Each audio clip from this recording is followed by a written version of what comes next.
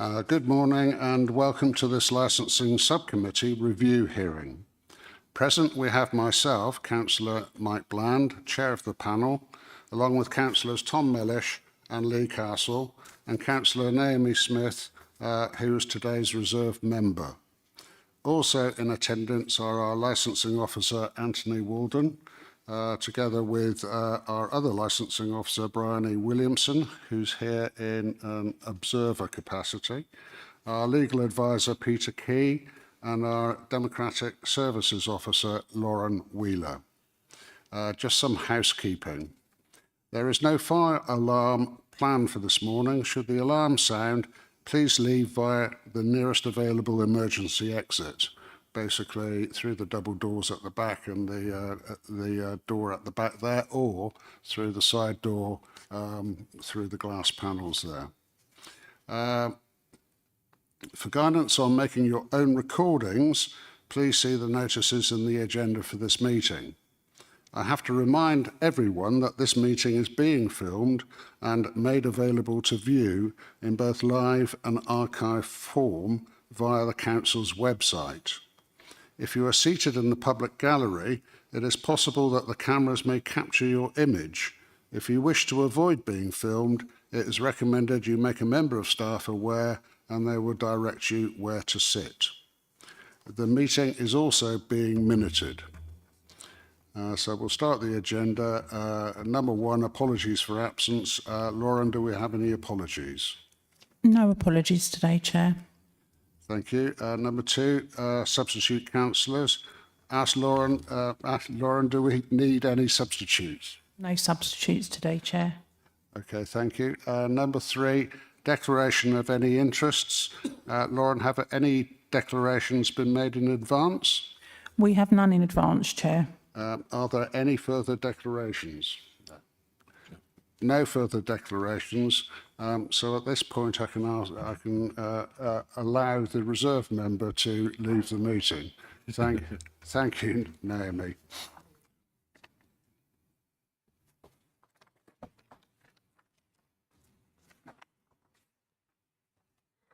Okay, item 4.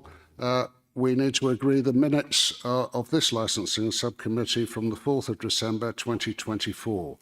Can we agree those minutes? Yep. Okay, we've agreed those minutes by general assent. Order of business, item 5. I'm going to explain the order of business on page, if you look at page 12, you'll see that the order of business will be followed by the order that's on page 12. I want to explain at the outset of this meeting that we are going to be considering a case in which there are involvement of minors. I am therefore going to ask everyone involved in this case, including the press, to be very mindful that we must not actually say anything to reveal the names of minors or give any indications as to the identities of those minors. And if anybody does do that inadvertently, we will stop the meeting immediately and try to make sure that that gets excluded from anything that goes into the public domain. That is in order that we protect minors as we are minded to do and required to do. Okay, I want to confirm that in addition to the panel and Canterbury City Council staff, the following people only are entitled to speak at this hearing. First of all, we have the review applicant, which is PC Danny Roth, PCPA, who's the Police Alcohol Licensing Officer, and I note also the presence of PC Gemma Martin. Secondly, the premises licence holder, Mr. Ali Gun. Then the representative or witnesses of the premises licence holder, in this respect it's Michael Kang, who's Mr. Gun's representative. And those who have made a valid written representation or are representing such a person. And that includes Mr. James Widdett, Trading Standards Officer, who's representing Oliver Jewell. and Andy Blair, Youth Harm Reduction Officer. So we move on to item 6, which is the main business, which is the review of the premises licence for Canterbury Lane Convenience Store, number 3 Canterbury Lane, Canterbury CT1 2HL. I need to explain that after the licensing officer introduces the application, there is a need for us to go into closed session. At that point, I will use an exclusion resolution. Closed session means that we will exclude the press and the public because we need to view some CCTV footage, and it's necessary to do this in closed session in order to avoid the identification of a minor. So at this point, I'm going to ask the licensing officer, Anthony Walden, to introduce the application. Thank you, Chair. This is an application for the review of a premises licence in accordance with Section 51 of the Licensing Act 2003. As already explained, the review application has been lodged by the police, and we are aware of the premises and the licence holder. I can confirm to the meeting that officers and councillors visited the premises this morning. There was no discussion about the merits of the application. The councillors and officers were there just to observe the layout of the premises and the vicinity. I can also advise the meeting that the report has been published in accordance with legislation and the council's constitution. And unless you have any questions, sir, that is all I wish to say at this stage. Thank you very much. At this point, therefore, we're going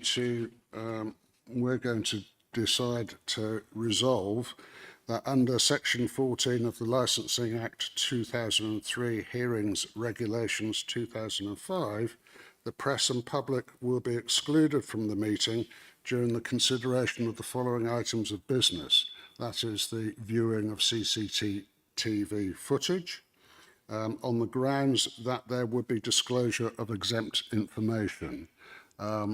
We expect that period of exclusion will last for about 15 minutes, I believe.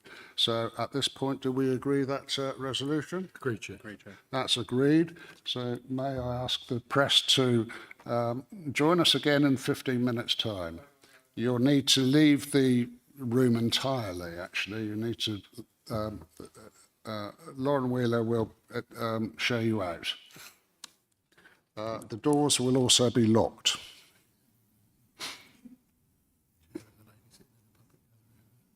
It's Diane Attenborough, who's the licensing officer. Okay. I'll confirm that in a minute.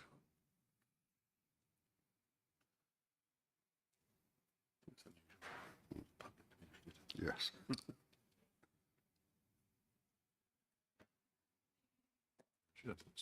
Upstairs, but we'll lose that.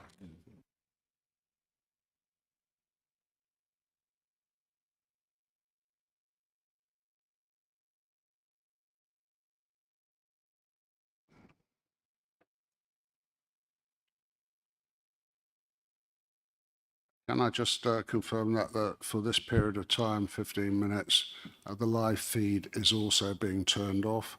The doors have been locked.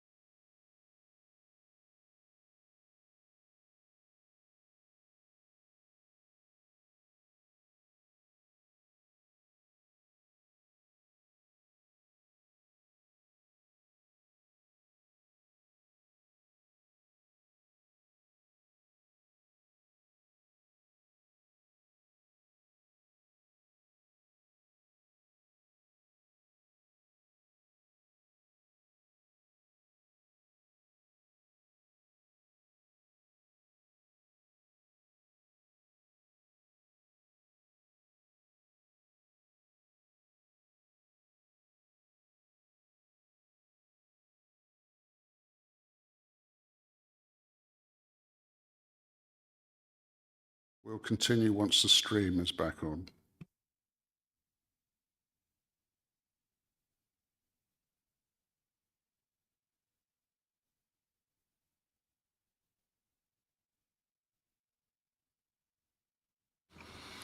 Okay, we can now continue with the rest of the meeting. So at this point, this is the point where the applicant for the review may make the application. So PC Rolfe, can I ask you to make that application? Thank you, Chair.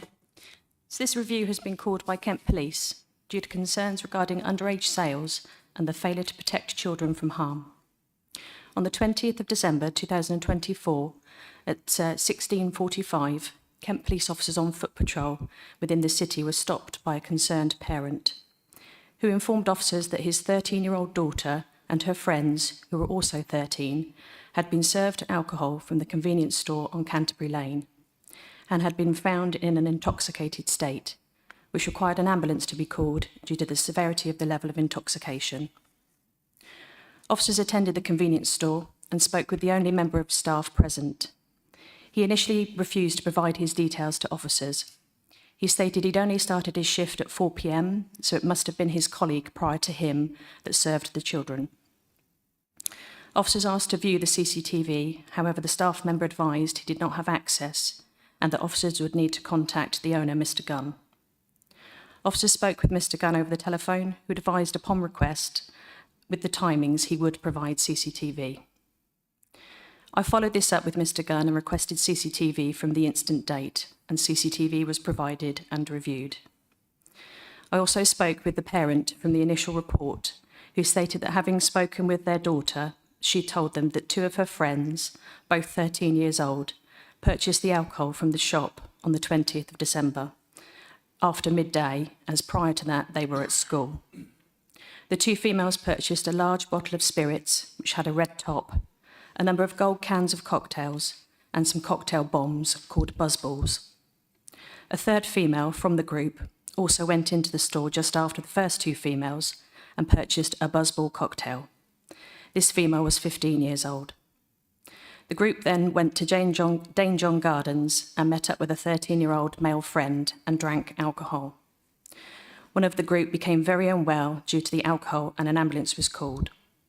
A short video clip, which you have seen this morning, was provided by one of the parents to the police, which show the group drinking in the park. They can also be seen with the alcohol that they purchased from the store. Following the review of CCTV from the store, the three females as mentioned above can be seen entering the store and purchase the described alcohol. The first two females do not appear to be challenged for age and pay for 4 gold cans suspected to be cocktails, 2 red round liquid items suspected to be buzzballs, and a large bottle of clear spirits with a red top. The sales assistant can be seen taking the bottle of spirits from behind the till and places it on the counter with the other items, cocktails, which are then placed into a carrier bag and a bag of one of the females. Items are paid for with a card without any challenge. A few minutes later, another female enters the store and purchases another buzzball cocktail. She, however, shows something on her phone to the sales assistant and the purchase is made.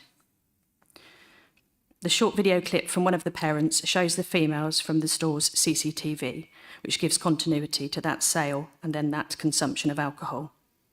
There is also an acknowledgement outside the shop between the first two females and the third. On the 7th of January 2025, I visited the store along with trading standards.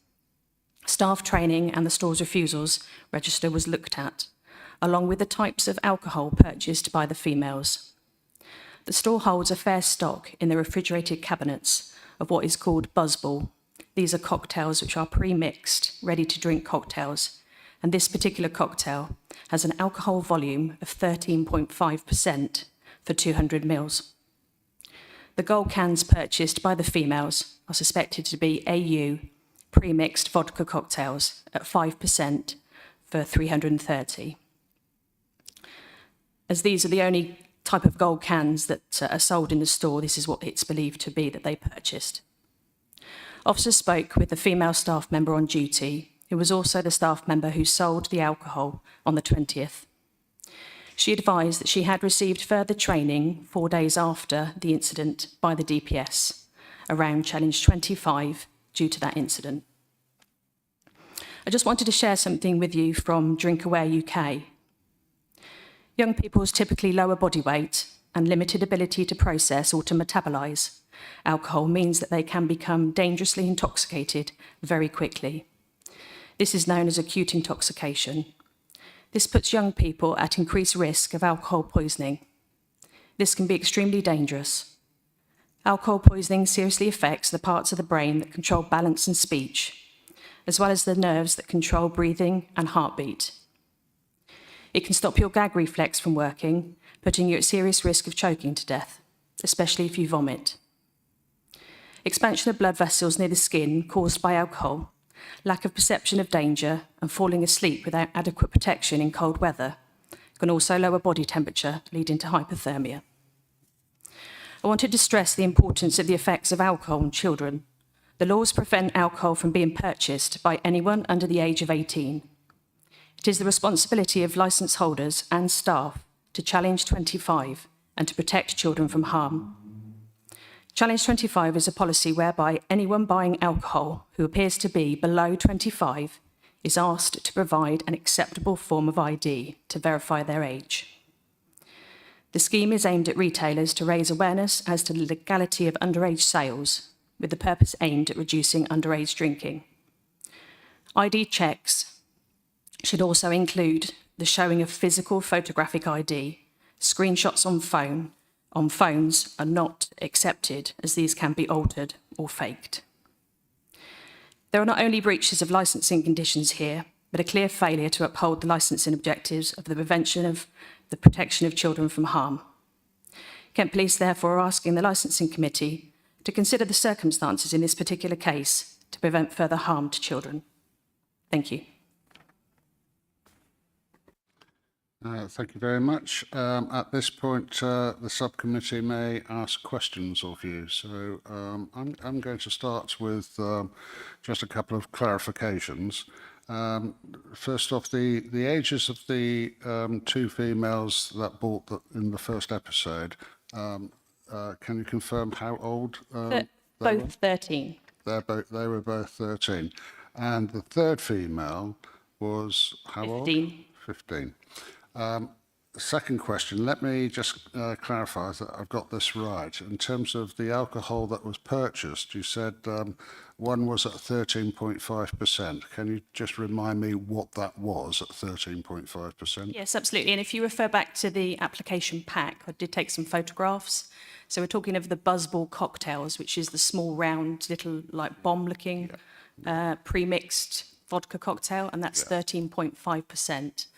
For that small little ball. And then you referred to one that was at 5%, I believe? So that's correct. That's the gold cans of AU pre-mixed vodka cocktails, and they're 5% per can. And I believe there was a bottle of vodka also purchased? That's correct, a bottle of vodka. What proof was that? I don't know what the proof of that vodka is. It's Smirnoff, so Smirnoff. yeah, quite high, 18.5, 20%. 30? Yeah, 30%, there you go. That was about 30% proof.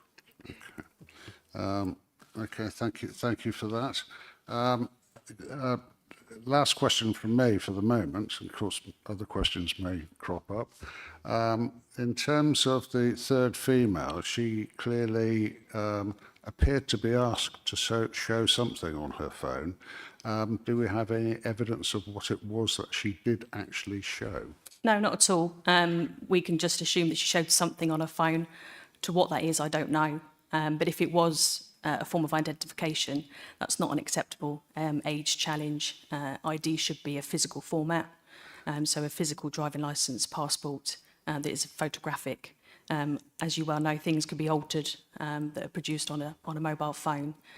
So it could well be that that was ID shown, but I can't clarify that to you. So we're clarifying that the requirements in terms of Challenge 25 is to show some form of physical identification which confirms the actual age rather than something on a telephone. That's correct, yes. Okay. I think that's all my questions. I'll ask my colleagues.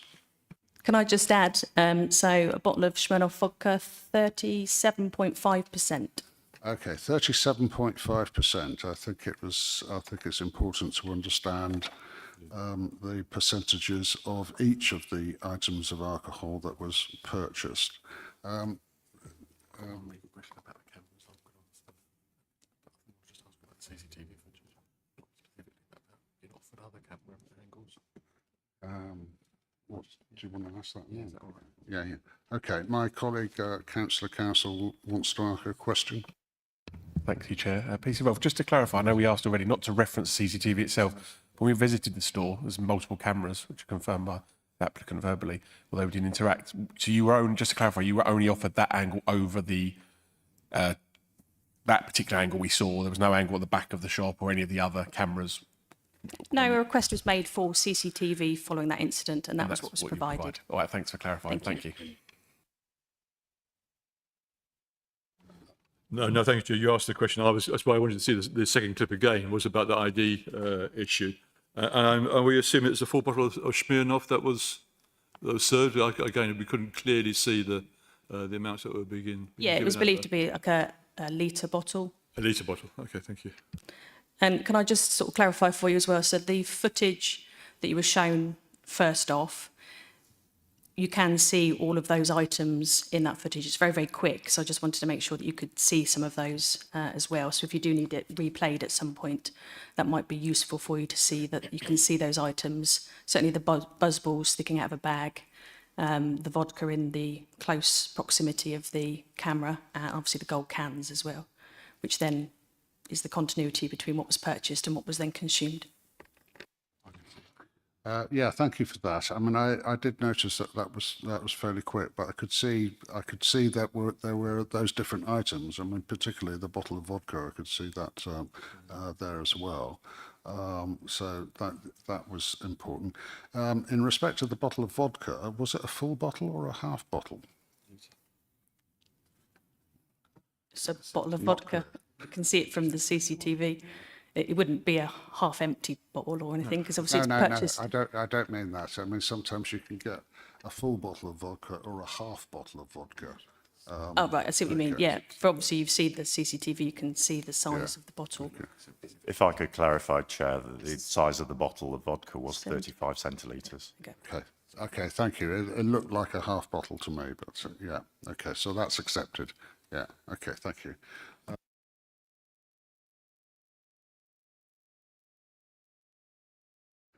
Okay, I think the panel hasn't got any more questions, so this is the opportunity for Mr. Gunn or Mr. Keng to ask questions of the applicant. So, Mr. Keng? I've just got a couple of questions. Thank you, Chair.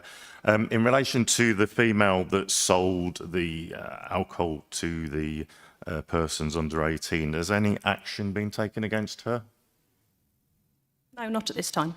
But you're aware of Section 146 of the Sale of Alcohol to Children that says a person commits an offence if he sells alcohol to an individual under the age of 18, so that person has committed a criminal offence, but you've not taken any action? Yeah, that's correct, not at this time. And have you taken any action against the 3 individuals under 18 that purchased the alcohol? So our stance is that we need to protect children, and education and contact with those children and families is a process that is being undertaken. But those 3 children have committed an offence under the Licensing Act, contrary to Section 149, which says that an individual aged under 18 commits an offence if he buys or attempts to buy alcohol.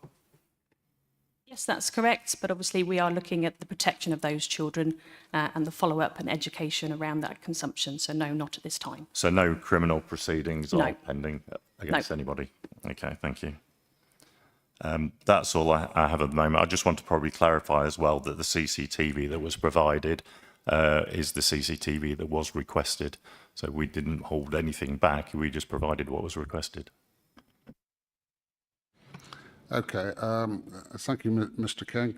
I may ask further questions about that when you have your opportunity to put your case. Okay, so if there's no further questions regarding that, I think we can move on to. Sorry. One question of clarification, please. Yeah. when you visited the premises, did you have a chance to see how the till was operating? Was there a prompt in place? Yes, we did, and the staff member showed us that there's a mechanism on the till to verify whether that sale should take place, and that was shown to us. Thank you. Okay, that I think raises another question. Sorry, Peter Ralph, I know this is in the pack, but the refusals book, when you visited, I think if I remember from the pack rightly, it was blank. Can you just clarify that that was the case? Because we were shown a version today. Was the thinking it when we looked, but there was a book there to record, yes. Thank you. Could I just clarify, when you say there was nothing in the book, you mean nothing in the book for those incidents or nothing in the book at all forever?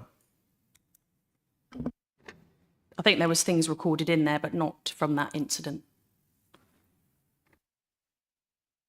Okay, so we're accepting that there was nothing in a refusals book in respect to that incident at all. Was there anything in the book for that particular day? Nothing from that day that we visited on the 7th. Okay, thank you. Right. Okay, so in terms of the mechanism on the till, further question, I presume it's fairly straightforward and simple for somebody just to press the green rather than the red. Is that the way in which the till works? I think you may need to ask the owner what his actual mechanism is.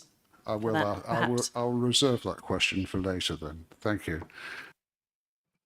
Okay, at this point, we have the opportunity for other responsible authorities to make a representation. So who would like to do that? Okay, so it's Mr. Widdett, isn't it? Yes. Okay, Mr. Widdett from Trading Standards. Thank you, Chair. The Trading Standards Department of Kent County Council, as a responsible authority under the license.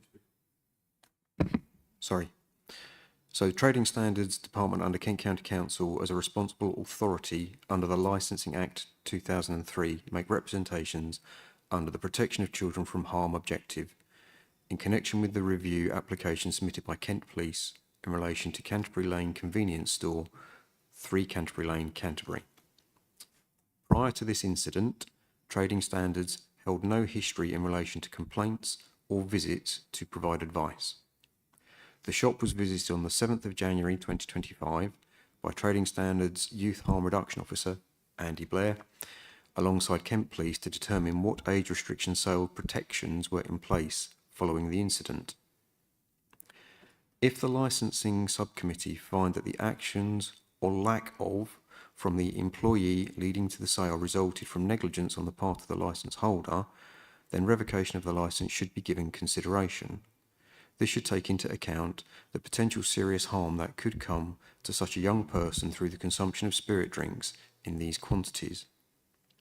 It is understood that the incident leading to this review involved young people aged 13 buying, amongst other items, a bottle of vodka.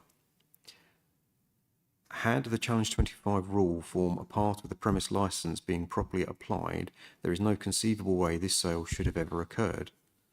While the evidence of Challenge 25 policy in the form of a poster was found, it appears in this case that the policy was not adequately applied. It would be for the seller to have believed that the young person was approximately double their age to make the purchase without asking for further proof of their age.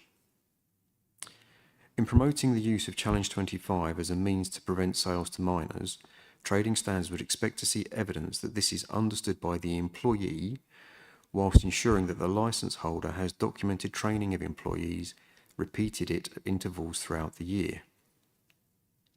It is recognised that licence holders cannot always be present in the store to monitor the actions of employees, but they must authorise the employees to make sales in their absence.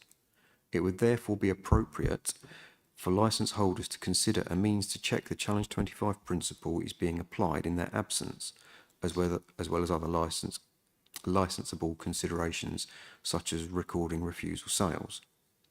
And again, document these checks and that they have occurred.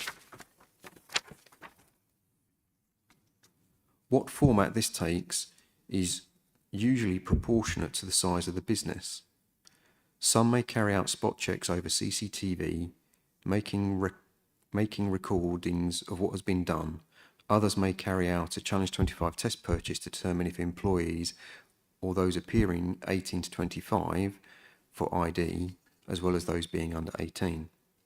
For a small business, this may be informal, using friends or family as test purchasers, or more formal, using third-party auditors who send in young people to provide feedback to the licence holder.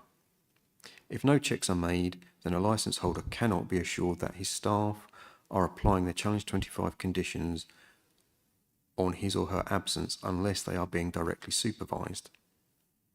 A refusals book should also be properly audited by the licence holder at regular intervals. This will ensure that trends can be identified and, where appropriate, actions taken where a lack of refusals are being made. This will identify if particular employees are unwilling or unable to challenge young people for their age and offer additional training or extra staffing as appropriate. A refusals book that is not regularly checked by a licence holder does little to uphold the licence objective. It is understood that when visited on the 7th of January 2025, the refusals book was not up to date, with no evidence of it being audited. If the licensing subcommittee do not find the sale resulted from negligence on the part of the licence holder, then addition or strengthened conditions may help prevent a similar incident from occurring. In addition, it may be appropriate for the licence to be suspended for a period of time. Thank you, Chair. Thank you, Mr. Widdett. This is again our opportunity as a panel to ask you questions, so I'll kick off. In respect of what we've just been hearing from in your presentation, i.e. the question about recording both in terms of particular incidents in a refusals book or some such thing, but not just that, evidence of auditing of that. First of all, when you saw there was a refusals book there, did you see much evidence of refusals being made at all on either on that day or in the previous week? Just for clarification, Chair, I haven't been to the premises. My colleague beside me, Andy Blair, has. He might be able to answer that question slightly fuller. But what I can say is, from the pack that's been provided, there is no evidence provided of a refusal or an ID check on the date of the sale. So it would appear from what we've seen there might have been an age verification on one of the sales. There is nothing recorded that I have seen in the pack. And I believe that my colleague can actually, also in the pack, there appears to be gaps in the refusals book. The evidence I have seen, and I haven't been to the premises, it appears there's evidence from 2023 and then 2025. Okay. And there doesn't appear to be anything, but my colleague might be able to answer more fully. Okay, maybe I'll reserve that for a moment when I ask Mr. Blair to speak as well. But in terms of, from trading standards point of view, in terms of the question of auditing of such refusals book, what would you expect to see evidence in terms of any auditing taking place?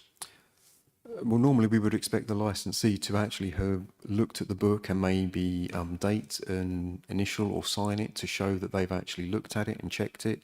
This strengthens that feeling within the premises that everybody needs to, comply and actually take the notes. And if that's not being done by the licensee, then people aren't going to be prompted to actually do it. And the licensee has that opportunity to actually see if there are issues or concerns. If certain members of staff have never refused, then you would be asking why, maybe look at the shift patterns, to actually try and support the licensing objectives to ensure that young people don't obtain alcohol. Okay, I think probably my last question here is from a trading standards perspective. I think you raised an issue about there appears to have been a sale here of alcohol to a minor of age 13.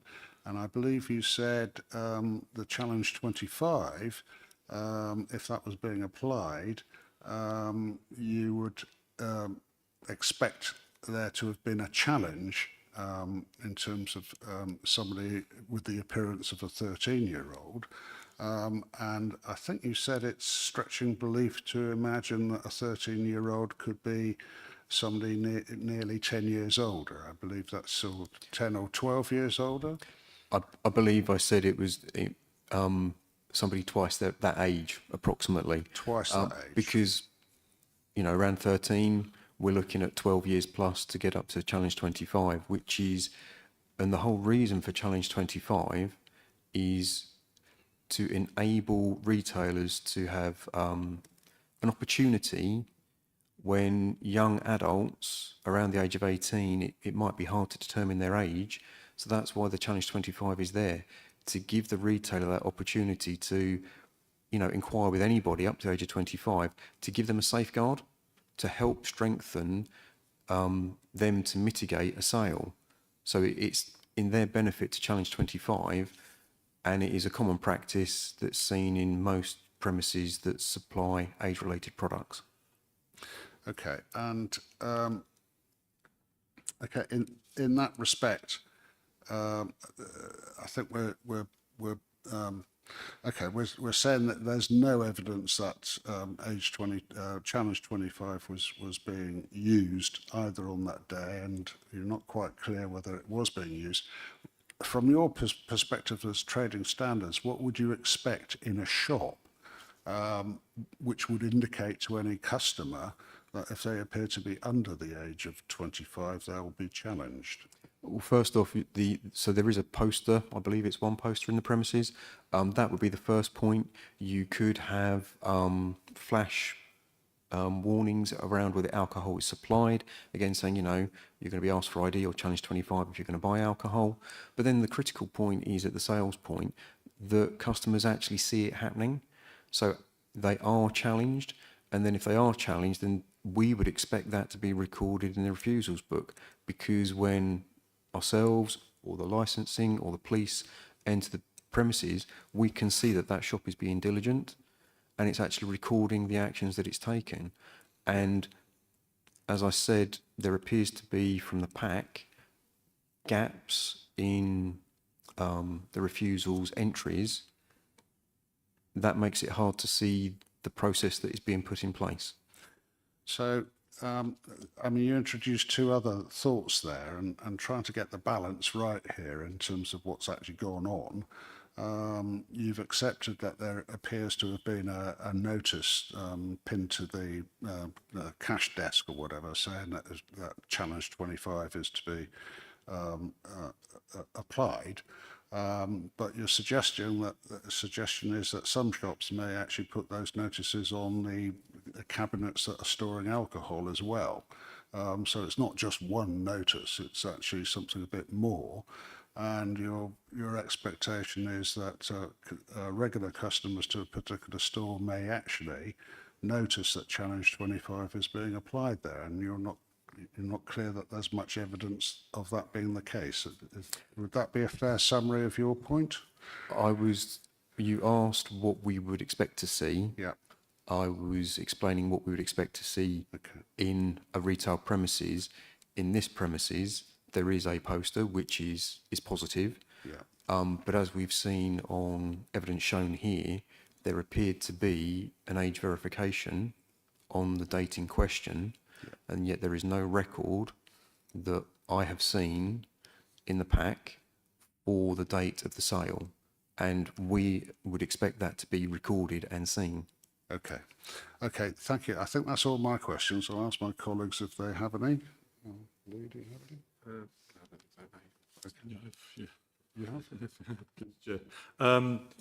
From your deposition, you were saying that you've not been required to visit this premise before, and there is no previous history, so there's no indication that this is a what's the right word, habitual event is, if you know, if you understand what I mean, a repeated event rather, might be a better word. Yes, I understand your question. So Kent County Council Trading Standards and Intelligence-led service. So if we had received complaints or issues surrounding that premises, we would have conducted a visit. And from our records, we haven't been to that store prior to this incident. Yeah, one more question. It's more of a semantics, a quick one. You know, you mentioned the auditing of the refusal book. If you were seeing a book that had been audited, what would, so for example, the book was there that hadn't been done. If there was then, it was taking place, would, with the test cases you mentioned in other places, would it be they would mark those specifically after? If they were auditing it, they'd say, oh, you know, that test, that one was a refusal. Is that on the licensees? Is that something that generally like is good practice, or is it more just, it's still just a book of refusals? It shows that the whole business is engaged from the licensee down.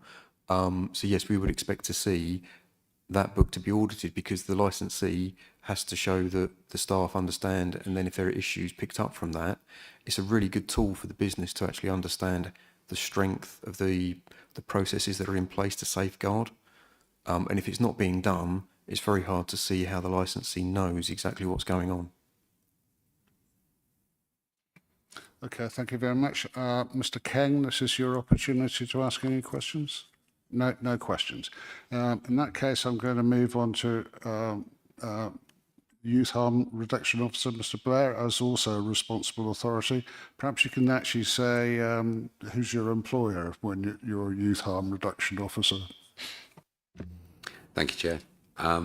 So my employer is Kent County Council, Trading Standards. My role was developed last year as a proactive and reactive role to youth harm, predominantly alcohol. I also cover tobacco, vapes, knives, solvents, anything that can cause harm. In this particular instance, I joined Danny Rolfe on a visit post-incident to conduct some checks for myself to see if things were in place that should be in place. And yes, there is a Challenge 25 poster. When Danny looked at the refusal book that was available, there were large gaps in it, namely from mid-August. From mid-August, there was no entries, and none at all in September for 2024. When we questioned the member of staff over this, she said that was prior to her working there, so she had no knowledge of this. There was no evidence of auditing by the licensee in respect of any refusals. And as we say, the refusal book did have a lot of gaps in it anyway. Okay, I think some more questions. Our licensing officer would like to ask a question, Mr. Walton. Thank you, sir. Just for clarification, there was only one poster in the premises on the day you visited. Yes, there was, but I did supply some more on the day of the visit as well. Thank you. Okay, we can ask you some questions as well.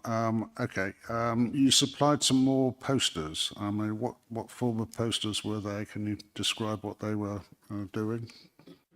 So the posters I would normally supply if a business needs them is an A4 Challenge 25 poster detailing on there that age checks will be made for the sale of alcohol. On that particular day, I also supplied an A3 poster, which is a statutory tobacco notice, which wasn't displayed in the shop. Legally, they need to have one of those, so I supplied one of those as well. Sorry, can you repeat that? There was a different type of poster. Yes. Repeat it and explain it again. So the A3 statutory tobacco notice is a statutory notice for the sale of tobacco within the premises. Needs to be displayed in the premises. There wasn't one on the premises, so I carry them around with me, and I supplied one of them at the time of the visit.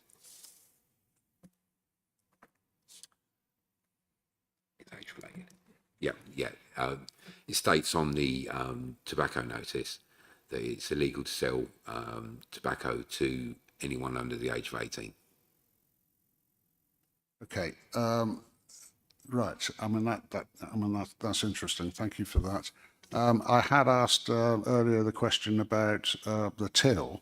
There appears to be a, as it were, a challenge 25 question on there. But would it be simple for somebody just to press the green and there's nothing else that would happen if you just pressed the green? Am I right in saying that? On the day of of my visit, I asked the member of staff to show me the age verification checks, the prompts that come up on the till, which she did. And it's a very simple screen that pops up when you scan an age-related product, and it asks for proof of ID to say that they're over the age of 18. And if there is proof, they go yes. And it can go to a sub box then of asking what proof was provided. Okay, but that only happens if you think the person looks like they're under age 25. Is that correct? No, that's not correct. It's done through the EPOS system that when they scan an age-related product, the system knows that age verification is needed for that product, so it automatically comes up on the screen. Explain a little bit more for purposes of the panel here, that we don't sit in front of these screens every day and how that works. So the expectation is if it's an age-related product, then there ought to be some form of verification about the age. Would that verification be sufficient if the person thought the person looked 26? In other words, they didn't have to show any ID. Yeah, that's right. When I conduct visits, I do explain, I go through Challenge 25 policies, but I also explain to retailers and staff that the Challenge 25 there is there for their protection, and it's their safeguard and safety margin that you can get, let's say a young lady, age 16, can put some makeup on. If they're very tall, whatever they look like, they can look older than what you would think for their age. So if you have a 16-year-old, they can put some makeup on and look 18. They can't look 25, or very hard to look 25. So it's their safety margin to challenge them for age verification. And it is quite easy if a till operative has got that in front of them and they look, and let's say it was me buying the vodka, they could say, yes, you're over 18, and just exit out of it. Okay, I think last question from me is, I mean, your expectation would be that the person that's overall responsible for the safe sale of alcohol in the shop is actually the designated premises supervisor. Is that correct? And if you would be happy to know that the designated premises supervisor is actually applying their role if there's actual evidence of intervention to ensure that it's happening. Is that a fair question? Yes. So the DPS, we would like to see evidence in the refusal, but they're auditing it and monitoring staff members to make sure that they're following the Challenge 25 policy, that there's training in place, and that those training records are kept up to date with any new policies that come in, or just checking that they are still aware of their responsibilities when selling alcohol. Okay, that does raise a follow-on question, which is, okay, so you'd expect in the refusals book some evidence of auditing, but would you expect some other form of book that actually indicates that there's regular training going on? Yeah, we do supply a very basic underage sales pack if needed, if there is no training records kept on premises, which gives a lot of information on underage sales, the law, how to deal with an underage sale. and then they would tick whatever age-related products are sold in that premises, and then they would sign it and date it to say that they've received that information. So you didn't see any evidence of that kind of activity happening either, is that correct? No, we didn't find any. There was a training record. Danny's got the details of the training record. Okay, there's some more evidence in the pack, I understand, so I'll check that through and consider that. My colleagues, do we have any more questions? Please, Councillor Miller? Just a small one, really. Just in terms of it being flagged up whether an age check is needed, you said that it would also flag up the type of proof that was provided. Am I right? That's quite regular on the machine, yeah? And therefore, would you need to take driving license, passport, whatever it might be, before you could move to okay? Yeah, sort of. Yeah, on some EPOS systems, it will ask for what type of identification has been provided. On this particular system, the member of staff showed me that it came up with the age verification prompt, but we didn't go through. Just a yes or no. There's no just to show that it was no working. going down sort of deeper, as it were. So No. okay. Okay, thank you very much. We finished our questions. Mr. King, do you have any questions? Just one for clarification. Was that the poster that you left at the shop? Yep, that's correct. Yep. Okay, thank you. Right, we're on to the point of the agenda with other persons. In fact, I don't think we have any other persons here to make representations, which leads us then, Mr. King, to the point where you can make a submission to the premises license on behalf of the premises license holder. So, Mr. King. Many thanks. First off, we don't deny that the sale took place to persons under 18 who purchased the alcohol.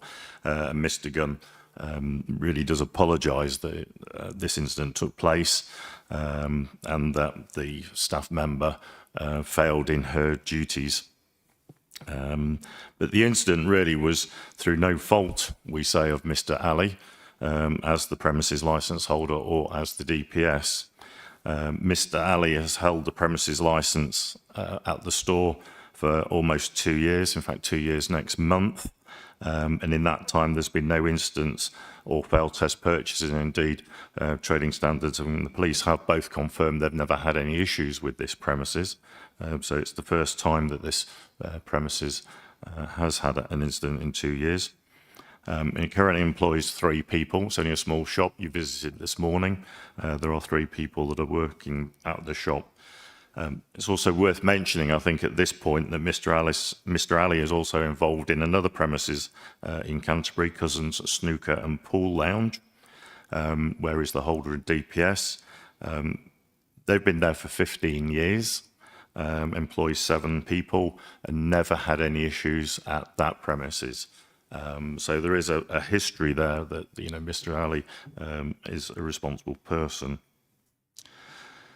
Within our evidence, you will see that training has taken place, and if I can take you through our evidence pack, you will see that it starts off with the alcohol, and this is the evidence, on page 2, the staff training log for alcohol retailers. This was the training that was in place prior to the incident taking place. Every staff member would go through this simple training, and Mr. Gunn, as the DPS and premises licence holder, would sign that training off for all people. If we go through after that, you'll see there is an incident book, a refusals book, log for 23 and 24, which you did view this morning, which is kind of more akin to a diary.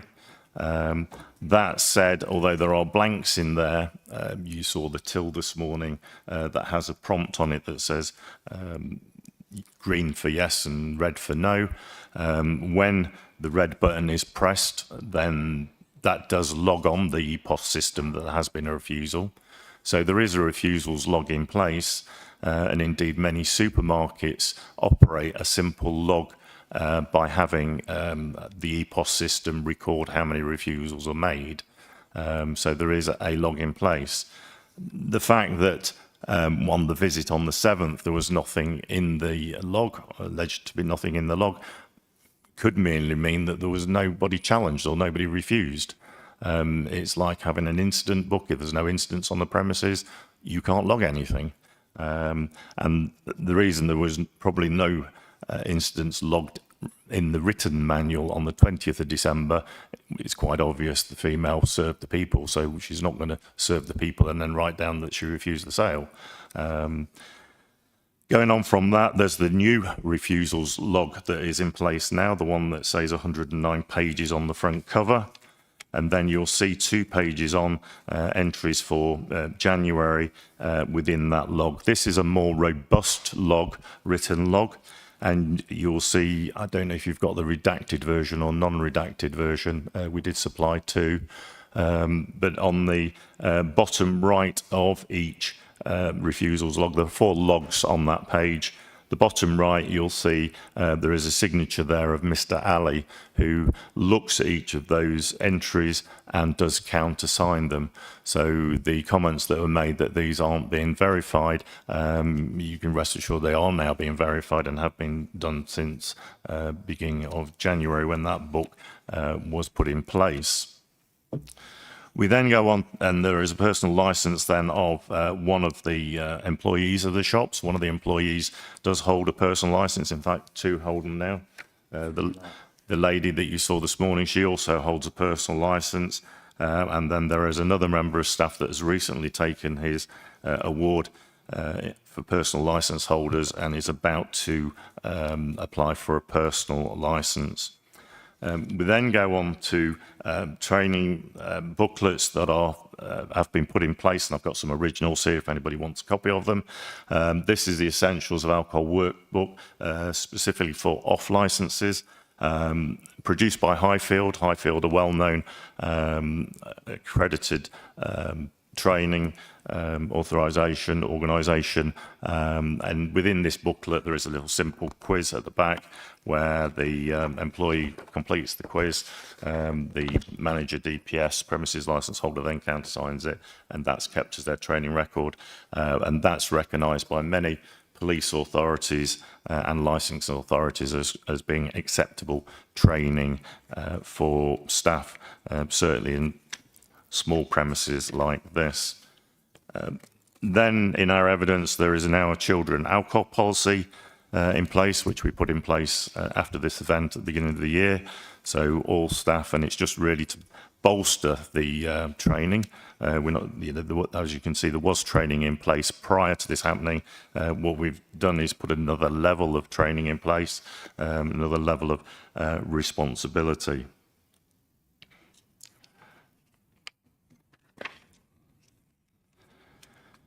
I've also then just provided you with some extracts of the Section 182 guidance, really for ease of reference. I'm sure you're well aware of the Section 128 guidance, but it's just really there for ease of reference. And I will refer to some paragraphs within the Section 182 guidance. So the female who served the under 18s on the day on the 20th of December, she failed to implement what she'd been trained. We don't know why. She had been very diligent before. We don't know why on this day, and she couldn't really answer why she didn't carry out the Challenge 25. On the second video clip, she went halfway to doing the Challenge 25 because she looked at some ID, but failed to correctly look at the ID she'd been trained to look for. Driving license, passport, original driver's license, or a pass card. She looked at something on the phone. We don't know what that was, but failed in her duties. Mr. Gunn was reliant on her sort of fulfilling her training and what she'd been done. And the police have confirmed that although she's committed a criminal offence, no action is being taken against her. And from what I can see in the Licensing Act, it's not a criminal offence for a premises to sell alcohol to somebody under 18. The criminal offence is caused by the person. It's an offence for an individual also to purchase or attempt to purchase alcohol if they're under 18. 3 people have done this, and again, the police have said no criminal action has been taken against those individuals. So 4 people have committed criminal offences, but no action has been taken. But what the police and trading standards are now saying is this premises, one occasion, so bad, revoke the licence.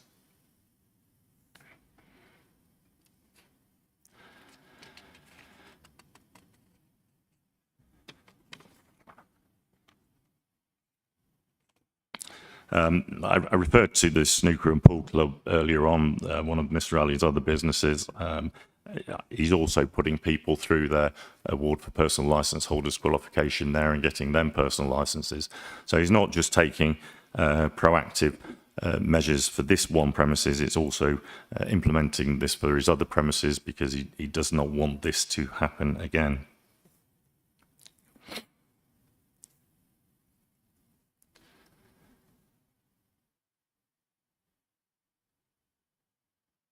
Mr. Ali did have everything in place, and we feel that this incident was because of the one person. They've let him down. Why? We don't know, as I said before. But we feel that it would not be appropriate in this instance to revoke or even suspend the premises licence. Mr. Ali has done everything that he can. He's put more in place now. He's taken steps to try and prevent this happening again. And, you know, with the best will in the world, he was relying on the actions of somebody else. And if that person fails, is that really the responsibility of Mr. Gunn? He has done everything. He's taken steps. Should he be punished for this crime when others have gone unpunished? I have provided you with sections of the 182 guidance for when you go into deliberations. But I'd just like to highlight 11.20, which is on page 34 of our evidence, which does finish by saying the remedial action taken should generally be directed at those causes and should always be no more than appropriate and a proportionate response to address the causes of concern that instigated the review. The female at the premise, the female that served is no longer working at the premises. She's since been dismissed. She's gone. More training has been put in place. More Challenge 25 notices, which I'm sure you saw this morning, are up there. I think there are about 4 or 5 that are in place. There's a new refusals book in place. So we think that the causes, although there was training in place, there's another layer already gone in there. A suspension period really should be to try and implement or put in place measures to prevent something like this happening again. Those measures have already been put in place. 11.23 of the Section 182 guidance says temporary changes or suspension of the licence for up to 3 months could impact the business holding, impact on the business holding the licence financially, and would only be expected to be pursued as an appropriate means of promoting the licence and objectives. So really you shouldn't be here in a punitive manner. It also goes on to say that, however, it will always be important that any detrimental financial impact that may result from a licensing authority decision is appropriate and proportionate to the promotion of the licence and objectives. And then 11.24 finishes by saying that the licensing authority's role when determining such a review is not to establish the guilt or innocence of an individual, but to ensure the promotion of the crime prevention on licence and objective. I can assure you that the licence objectives are now being, well, they always have been promoted by Mr. Gunn. They always have been and always shall be at these premises. These premises are held on a lease. and the rent is approximately £1,300 a month for these premises, and the rates payable are just over £400 a month. Should you decide to suspend the premises licence, Mr. Ali would still be liable to pay the rent, he'd still be liable to pay the rates, and still be liable to pay standing charges on gas, electric, etc. So by suspending the licence, in effect what you would be doing would be inflicting a financial penalty of over £2,000 a month on Mr. Gunn, again for something that he didn't directly do. He had trained the staff member not to serve anybody under 18, had implemented Challenge 25. It was the staff member that failed in this instance. As I said, Mr. Gunn has taken action. He's extremely sorry that we're here today. The additional training has been put in place and the person involved has been dismissed. Since the incident on the 20th of December, we're not aware that any test purchase operations have taken place at these premises. We're 2 months on, so we're not sure if Trading Standards and the police have carried out any test purchases. We would have assumed in circumstances like this that a test purchase may have taken place, just to check whether these underage sales are taking place at the premises, whether Challenge 25 is taking place. It's very easy for everybody to say, well, it's the premises licence holder to do it. The only true check really is if the police and Trading Standards do a test purchase. If they'd have done a test purchase in the last 2 months, they would know whether the Challenge 25 policy is or is not working. And we're not aware that any test purchase has taken place. The Police and Reform and Social Responsibility Bill introduced an offence of the persistent selling of alcohol to children. And the bill classifies the persistent selling of alcohol to children as being selling alcohol to children is defined as when the licence holder is found to be selling alcohol to children on 2 or more occasions within a 3-month period. So we've only had 1 failed test purchase, although there were 2 people that did purchase. We'd say that they were the same group, and it was just 1 failure here and 1 check that did take place.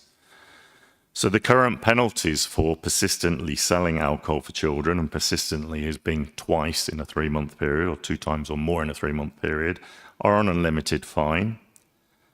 Or, as an alternative to the fine, a premises can be offered a voluntary closure period from 2 days to 14 days.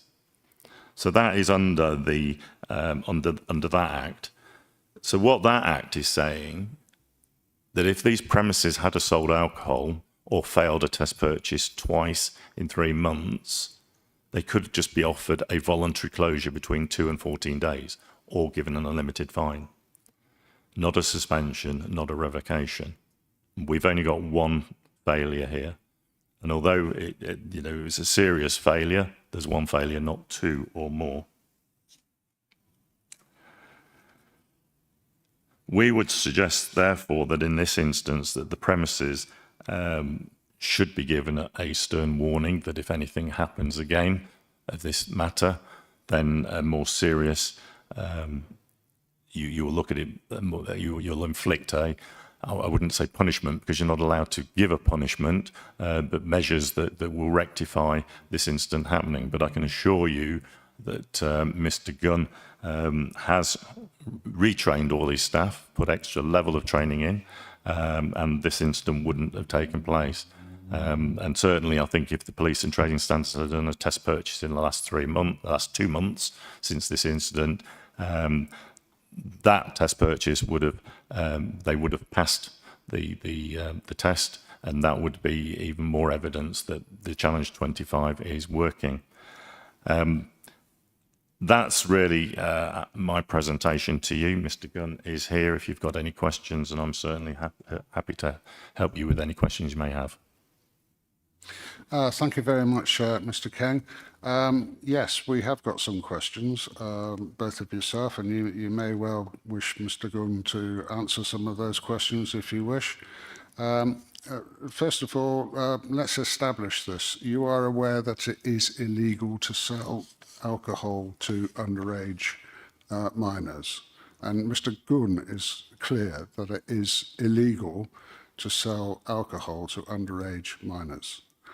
Yeah, and we're not disputing that. And I started off by saying that we're sorry this happened. We're not denying it happened, but it's illegal for a person to sell alcohol to somebody under 18, as it is illegal for a person under 18 to buy alcohol. Okay, you also accept, I believe, that the overall responsibility for ensuring that no such illegal acts take place at a premises isn't the staff that are involved there on a day-to-day basis, but is the designated premises supervisor. It is their responsibility to ensure illegal activity is not occurring. Is that correct? Does Mr. Gunn accept that? That's correct, and Mr. Gunn does accept that. And the proof of that is the training that was put in place beforehand, the training that's taken place after that. But we are reliant on the actions of somebody else. We feel that we can't be held responsible, fully responsible for somebody not fulfilling what they've been done in their training. I probably would liken it to the fact if I borrowed your car and went down the motorway and drove down the M2 at 120 miles an hour, should you lose your driving license because I was driving your car recklessly? And this is a similar situation that Mr. Gunn had trained his staff. He'd had all the measures put in place. He's taken extra measures since then. The staff member failed in her duties. She's been dismissed. And the police have taken no action against her, yet she's committed a criminal offence.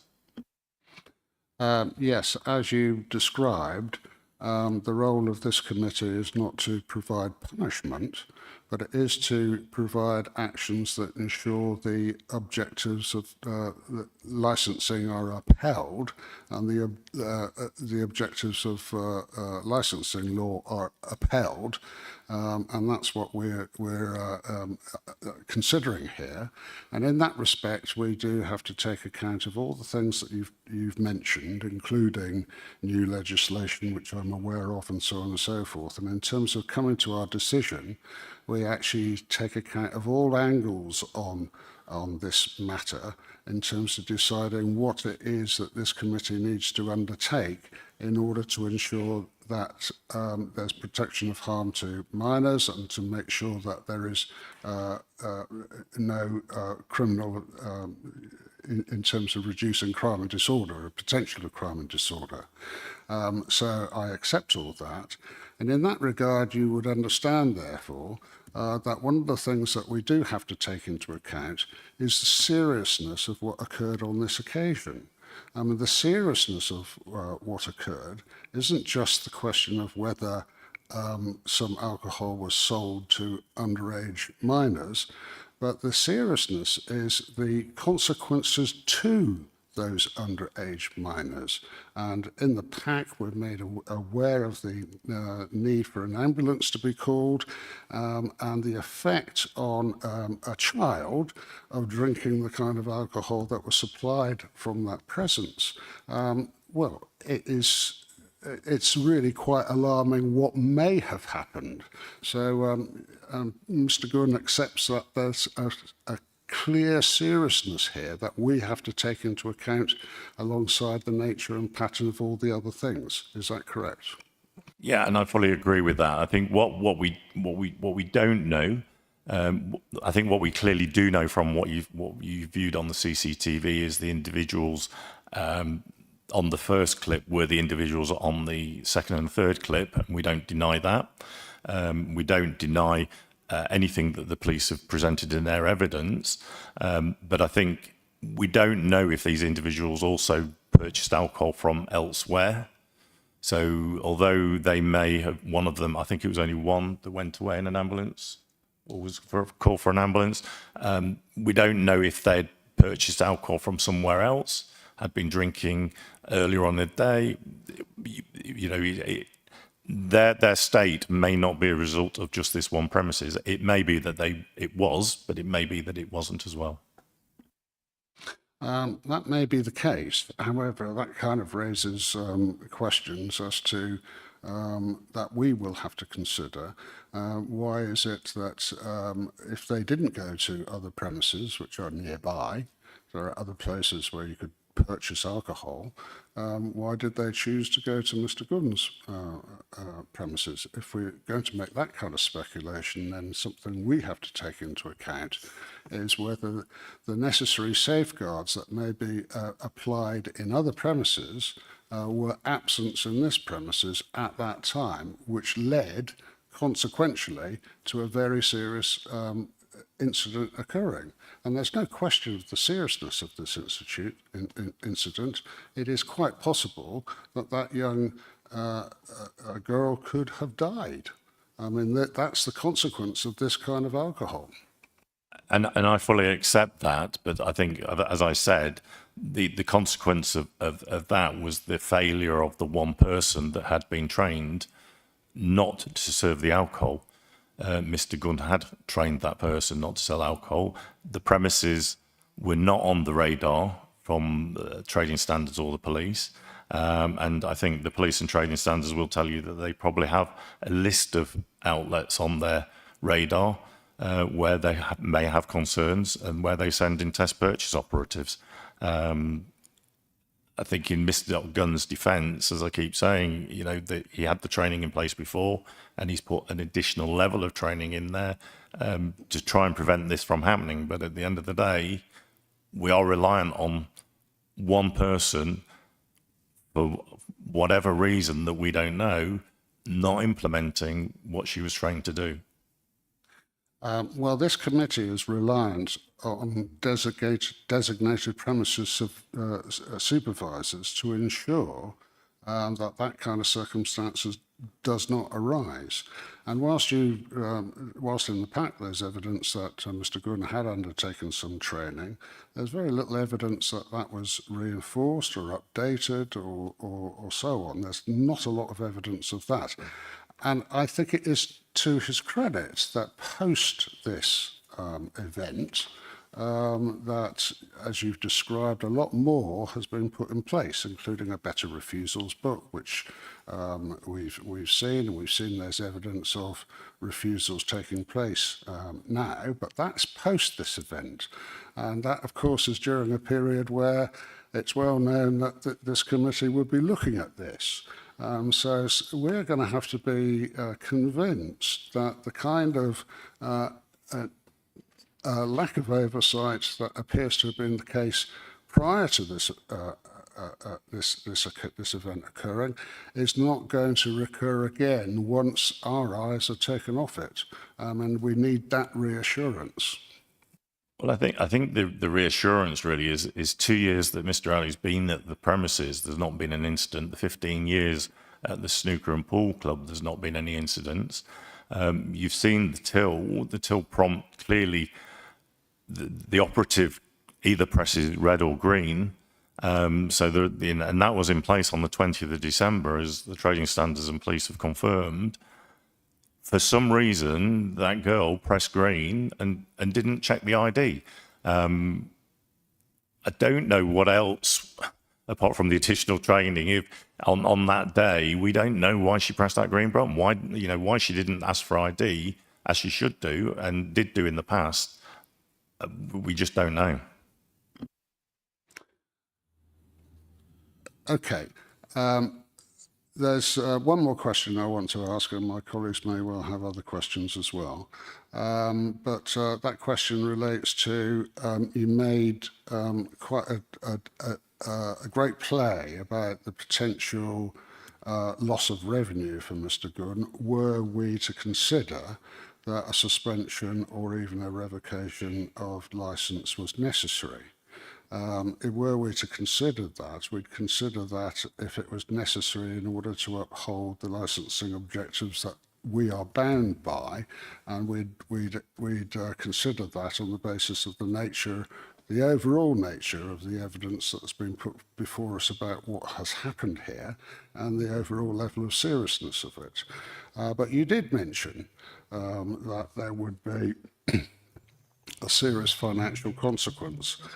So is it right, for example, that if for a period or at all, Mr. Gunn could not sell alcohol through that premises, is it right that there's other products that he could sell or would sell that would keep his business going? Or is it the case that without the sale of alcohol, his whole business becomes unviable? In other words, are there other products that he sells which are not alcohol? There are other products in the shop, and you saw the other products there, but alcohol accounts for about a third of the overall sales in this premises. You saw that there's a considerable amount of alcohol in this premises. So there would be a financial impact there. The premises, you're quite right, would not close, but there would be a financial impact there. And the period for a suspension really is so measures can be put in place, any measures that you might think of, and you may come up with some measures that you think need to be implemented. And that's what a period of suspension should be for, is so measures can be implemented, extra training can be taken place, etc. We've done all that beforehand. And as I said earlier on, the Police Reform and Social Responsibility Bill, if there were 2 failed test purchases in a 3-month period, would suggest a closure of 2 to 14 days, as well as an unlimited fine if you went to court for the limited fine. But that's a voluntary closure. It certainly doesn't talk about revocation or a suspension for a month or more or longer. Okay, thank you for that. And I'm not going to ask whether any test purchases are going on, because I would expect those to be undertaken on a need-to-know basis, and the person not needing to know would be the designated premises supervisor. Otherwise, what's the point of doing a test purchase?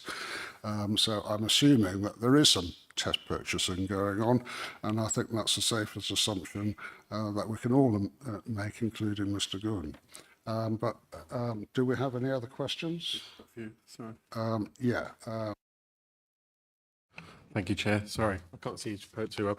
I've just got a few, they're more semantics really. You referenced right at the start of, obviously, of your discussion that Mr. Gunn had owned a premises for 15 years. So this leads into this question really. He's obviously owned another premises 15 years, but when we were going through the evidence, there's been no auditing of the refusal book. And obviously now there's a new refusal book. So I suppose I'd like to hear why you believe that if there's a premises of 15 years, this premises wasn't treated with such diligence, and how that would change it from us obviously looking at it, like the Chair's mentioned. Obviously, this is a really serious case, and I think the points I'd want to raise to you really, and more to clarify, is to me I would treat them as 2 instances. There may be 3 minutes apart, but they're 2 different transactions, and in both cases they're 100% failure. There isn't, to me, when I interpreted the objectives, there's no halfway house. If you sell someone underage alcohol, they did ask for ID in the second one, it looks like, and they showed it, but they could have shown a picture of anything. So I think, for clarification, I think that's disappointing, because although you're admitting that you've made a mistake, it feels like there's a retraction, as if, you know, it's only 1 incident and so on. So that, yeah, the first question is about the auditing of the log, and the second one, you mentioned the member of staff had been dismissed. Was it directly related to this incident? Thank you. And I think I did in my presentation say that I did admit there were 2 instances, but because the 3 girls were all in the same group, that it was probably the same thing. So I'm not disputing there was 2 sales or 2 failed, or yeah, two sales took place, but it was the same group. I think in the terms of auditing refusals, the actual level with the new refusals book is there where it is being audited, because I think it was suggested that that should take place. That's been put in place. It's not a requirement that the refusals even should be written down. A lot of places, indeed this place as well, it's audited through the EPOS system, through the till system. A lot of supermarkets do that. If you go to Tesco's, I believe, you know, that gets refused, it just goes on their EPOS system. So the fact that it's probably not written in the book, really, you know, it shouldn't really be taken into consideration. It is logged on the EPOS system, and we probably could have trawled off the EPOS system for the whole year, presented that as evidence, but didn't do that. Sorry, what was your other question? I thought. A slight follow-up question to that, and it's just a feed in, and I'm sorry if I feel like I'm leading you somewhere, but obviously you threw a lot of information at us. Is you mentioned that no one had done test cases from the statutory authorities, but has the owner done any since? Because that was obviously raised as a point in the evidence. So has any test purchase taken place by Mr Gunn in his own premises to see the new member of staff? And sorry, the other question was, did the member of staff get dismissed directly related to this incident? Yes, she did get dismissed as a result of this. You know, there was a couple of weeks period where she carried on, and Mr Gunn decided that, you know, well, the seriousness of this, once the review was brought, you know, we can't, or he felt he couldn't rely on her actions anymore. So therefore she was dismissed. In regards to doing some test purchases of his own, no, he hasn't. And it kind of wouldn't really be a test purchase because it'd be illegal for him to send anybody under 18 to try to buy alcohol. It'd more be a test to see whether the Challenge 25 would be being implemented. And the test of, or the checking of that really is that, you know, things are being recorded in the new logbook, as you can see. Mr Ali can then go back, check on the CCTV that that's working, discuss with the staff member what's happened. And so, although nobody's been sent in to be checked whether the Challenge 25 is working, Mr Gunn is auditing it, talking to staff, checking CCTV, etc., to make sure that it is working there.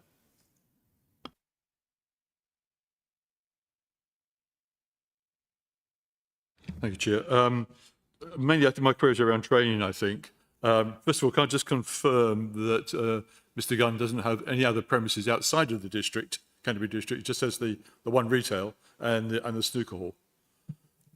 That's correct, Yeah, yes. I'm just trying to sort of get his idea about background in retail. And he's only been in retail for 2 years.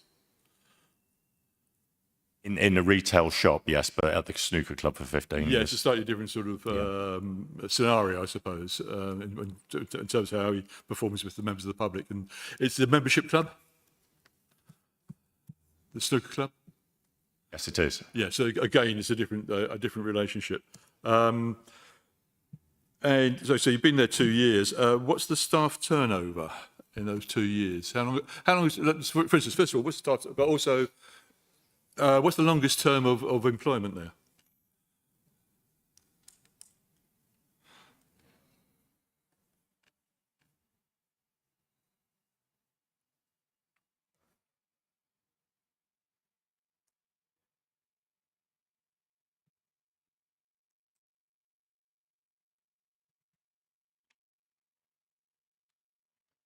Okay, so we've got one there that's been there for about 3 weeks, one for a month, and one for about a year and a half. Okay, that's fine. The reason I'm asking that is that through the training staff book that you provided, thank you very much. The training seems a bit haphazard, and I'm trying to sort of get a pattern of when staff are trained. I think the last one was back in July last year, if I remember. Where has it gone? No, bear with me a minute. Sorry, I beg your pardon. I had it up on the page just now. Yes, July 24 was the last time. All new staff now go through this sort of training. But as I said, the 2 members now have a personal license. All 3 have now got personal licenses. So their training has been, certainly 2 of them recently done the awarded personal license holders qualification. So, you know, that's probably the highest level of training you're going to do. They've recently done that and recently acquired their personal licenses, as well as having this handbook, as well as having the alcohol and children policy in place, which is their Challenge 25. And when would Ms Gunn see that being reviewed in terms of, what I'm trying to say is that things change. Yeah. So, and circumstances of the shop will change. Therefore, the training needs to reflect that, yes? So, no, I would be looking to look some sort of, as a former health and safety officer myself, I would look at some sort of systematic approach to where training takes place. I mean, we're quite happy to do retraining every 12 months if that's what you feel is needed, and you know, added as a condition to the license. Okay, and my follow-up to that is also when has Mr Gunn been trained in sort of the latest updates in terms of legislation, in terms of how you run a shop? Again, I'll go back to my earlier question that running the snooker hall is a different type of premise, a different type of proposition rather than running a retail outlet. Well, I think the sale of alcohol is the same whether you're in a snooker club or a members club. It is a premises license, I believe, not a club premises certificate. So I think the sale of alcohol is the same wherever you are. Probably a little bit more so in a retail outlet than a pub or a. Well, a quite. I snooker mean, I would suggest you perhaps, certainly in a members club, you have a more of a relationship with your customer than perhaps you do Yeah. In a retail outlet. And that, therefore, the nature of training, the nature of running that business needs to reflect the training that you Yeah. receive yourself. Yeah, but I think the difference is ordinarily in a bar situation, you don't normally have the red and green button on a till. No. Although, do you have that in the snooker club? So you don't normally have the red and green button on a till, whereas in the retail outlets, do, such as you all saw this morning, there is the red and green button, and as soon as you scan the alcohol, it asks you to ask for the ID and check the ID. Sure. Why you don't check the ID, we don't know. Well, yeah, that's the we can discuss afterwards, perhaps. And as I say, my issues are around the train thing. The other thing, I mean, the first time I visited the store this morning, noticed how small it is, and therefore, it's all what kind of.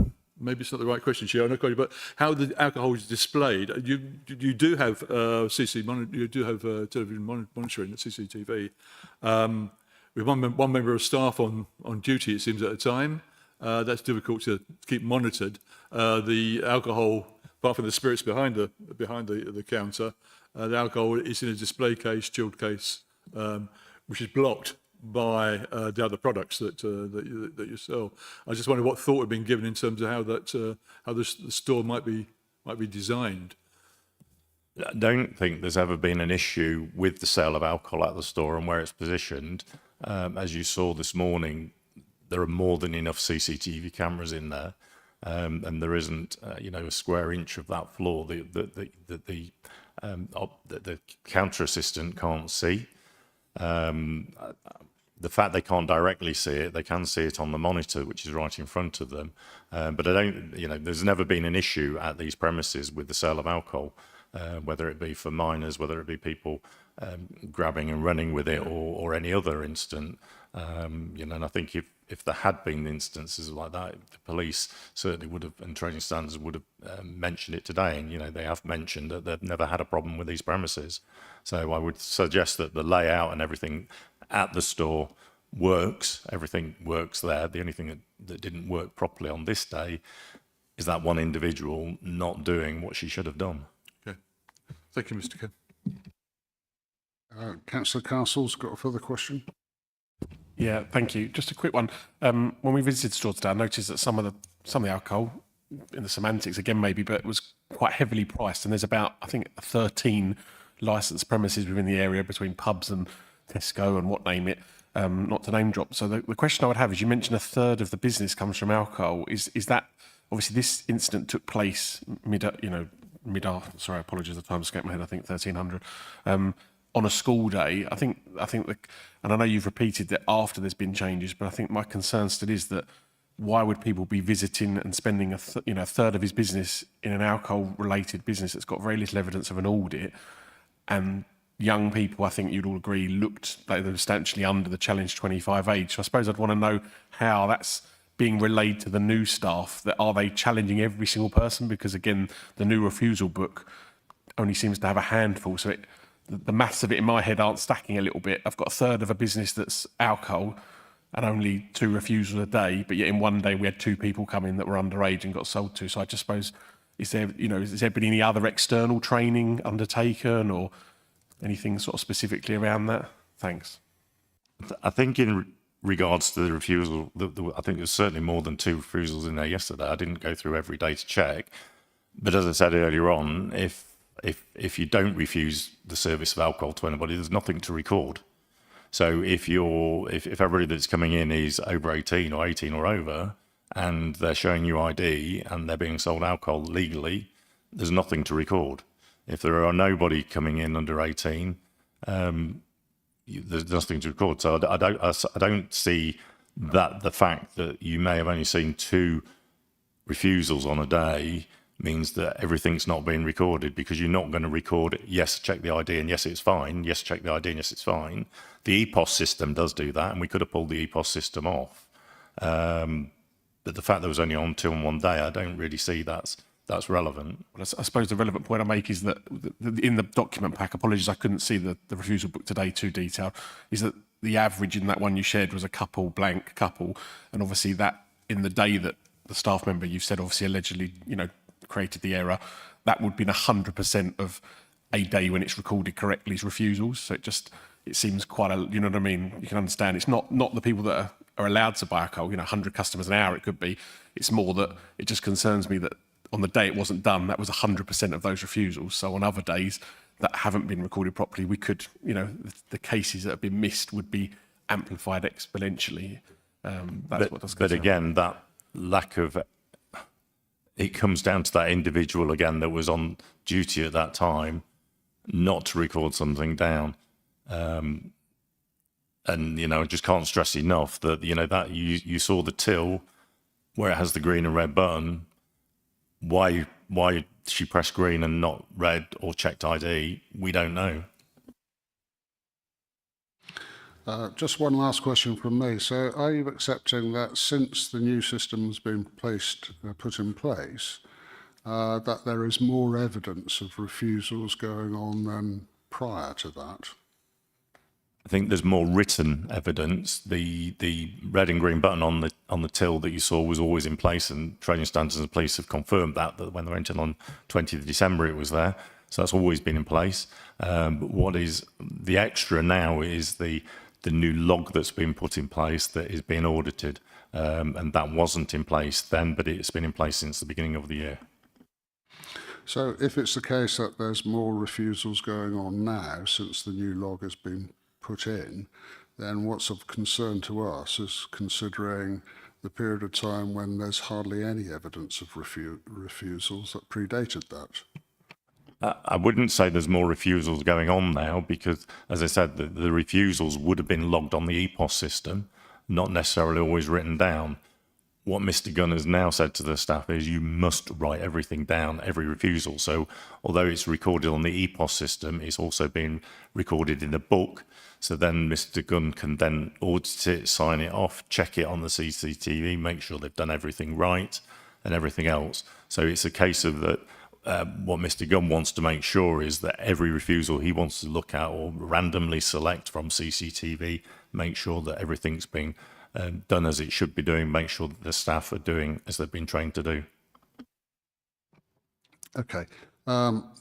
Which comes back down to the question about the overall responsibility of the designated premises supervisor to make sure all of these things are monitored. So that's something that we need to consider. Do we have any other questions? Okay, the panel doesn't have any more questions, so this is the opportunity of the applicant to ask any questions of premises licence holder or his representative. So, PC Rolf. Thank you, Chair. I've got one question and then one clarification, if I may. So I'll do the clarification first of all, and it was just in reference to the comment around taking action against the young persons involved. It isn't Kent Police's stance to criminalise children. What our stance is that versus education and support, and that's really what I would stress, that we have child-centred policing teams now within our organisation, and that is our key goal, is that this shouldn't be the fault of the children.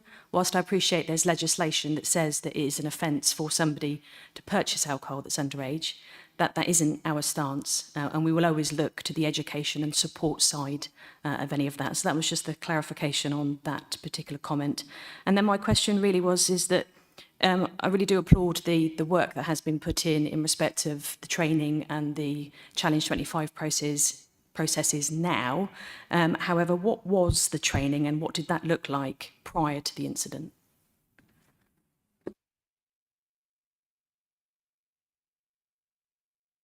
I think we provided.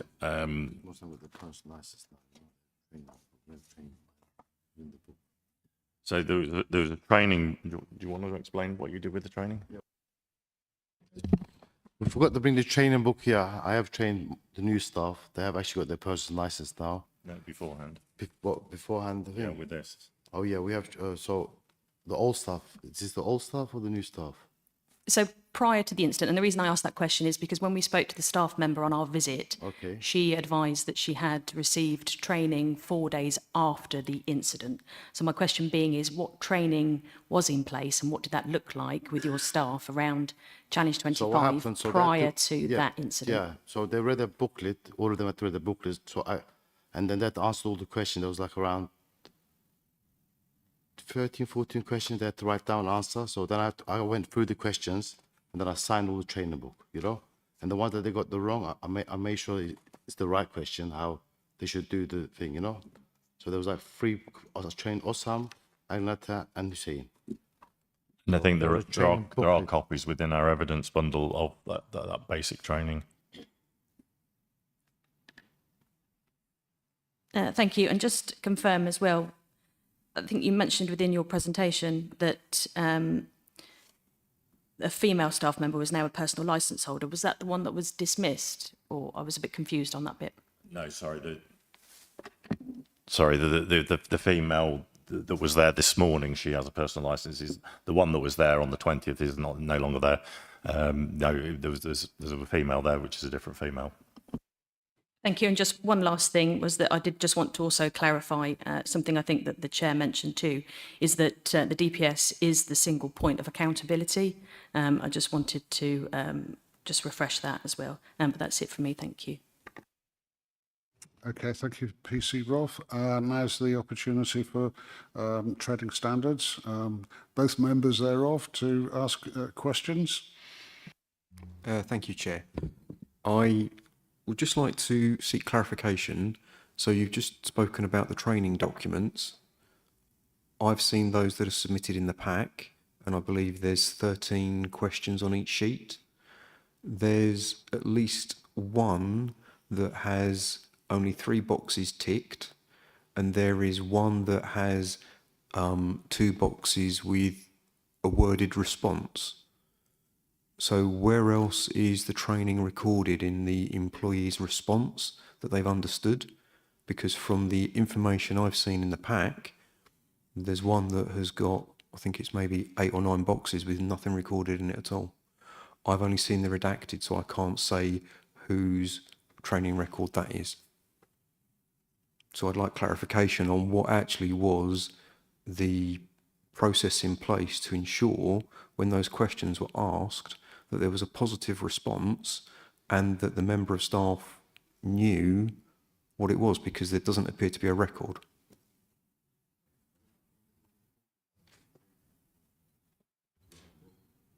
Yeah, so when I trained them in that booklet, 13 questions, so each staff has written down. So question 1, they're written down. Question 2, they're written down. So it's on the back page, if you didn't look at it. Each question was answered from them one by one. You know, there's 13 questions, and all 13 questions were written down. I think the training is done face to face as well. So sometimes it's a case of just asking the question and them giving the answer. So that's probably what, because what does a tick mean? I think it's the same as the quiz that's in the back of this book. It's a tick exercise. Is it right or wrong? Or they select the answer. So it's not that they're writing the answer down. I think what was happening before, it was a face-to-face. What would you do here? This is how I would do it. Okay, that's fine. How would you do this? That's how I would do it. So in the evidence pack that's been submitted and that I've been able to see, you're telling me that the answers are on the reverse of that I can't see because that's not been scanned in. Is that correct? No. That's what's there. The fact that some haven't got ticks in doesn't mean that they've not answered it. The fact they've not got ticks in is that Mr. Ali's probably just not ticked them. He's asked them the question, they've given the answer. It'd be very easy for us to have. I could have very easily have just ticked all those and sent them all in, but that's not what we're after. But they're asked those questions. They have to answer those questions, and it's signed off that that's what's happened. But Mr. Ali said that they were written down. So where were they written down? It was in the response that has just been said. It was written down on the back, and that's why I'm asking, where is it?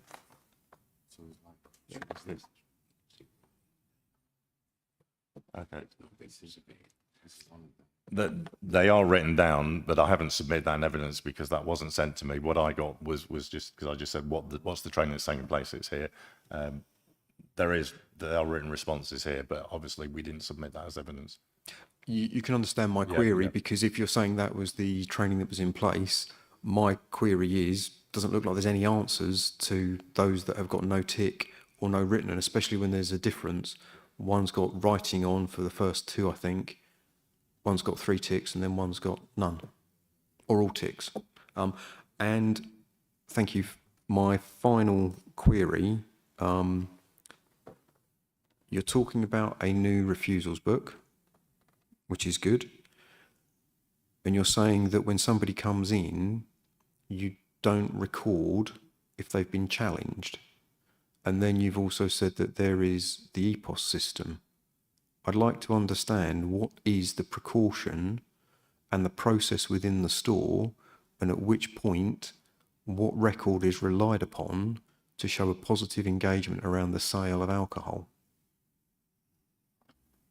Every sale of alcohol, when it's scanned in, whether it be every age-restricted product or alcohol, vape, energy drinks, if it's scanned in the till, as I think you saw, won't go any further until a red or a green button is pressed.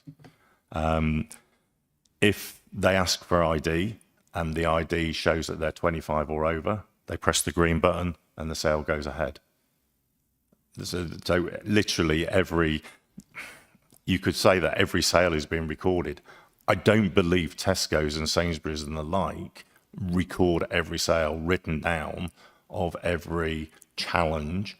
I think what you need to be doing is writing down every refusal or recording every refusal, probably not even writing them down, because the supermarkets, I don't believe, are writing down every refusal. I believe that a lot of them are relying on their EPOS systems. I think the evidence is that in 2 years, there has been one failure here. The evidence is that these premises have never been on your radar, and that would suggest that the systems that are in place have been working. The fact that there may not be reams and reams and reams of refusals doesn't suggest that this is a problem premises.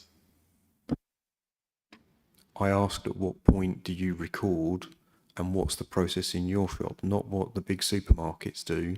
There are 2 systems that you're running, and if you're using a refusal book when you're saying nobody has ID, that's one point. But on Challenge 25, it's good practice to record that you've challenged somebody and you've accepted the ID. Is that on your EPOS system? And if somebody does that and they refuse, do they just do it on the EPOS system or do they write it in the book? That's the bit I'm asking for, is what is the process in store? Which system, or is it both systems that are relied on? The written system is refusals. So that's been written down. I don't, out of all the clients I've got around the country, I don't know anybody that is recording every time they've asked for Challenge 25, whether it's passed or failed. I think it would not be logical for that to happen, especially at this store. It's a small store. They press the red and green button.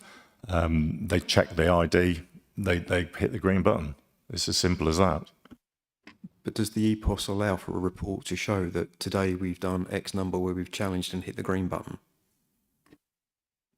It says how many times the green button's been hit, but that could be because I genuinely think you're 25 or over, or I've checked your ID and your ID verifies that you're 18 or over. But it doesn't say that. I don't know anybody that's got a button that says I've checked ID. But isn't that the point when you go down and go, they provided me with ID, a driving license or passport, and you go, it was that one? Isn't that the process? Yeah, this EPOS system doesn't do that. The EPOS system simply has 2 buttons. So you press the green button. So when you scan the product, it comes up, till freezes, 2 buttons, red and green. Check the ID. Yeah, that's good. Hit the green button. Check the ID. No, you're not 18 or it's fake ID. Hit the red button. Okay, thank you.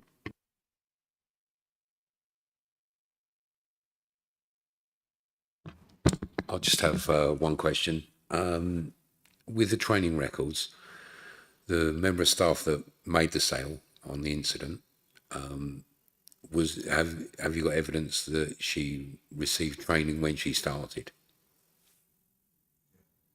Okay, because that hasn't been provided, has it? Is that 'cause we've got redacted?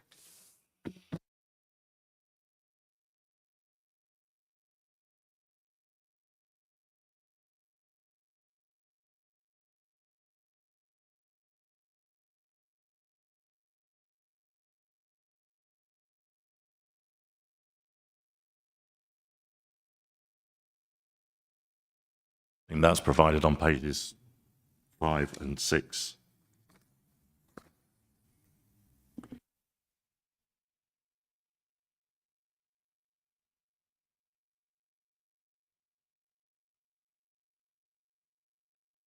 So I've only got the redacted copy, I'm afraid. So is that the staff member? Can I clarify that it says the date is July 24? Is it that one?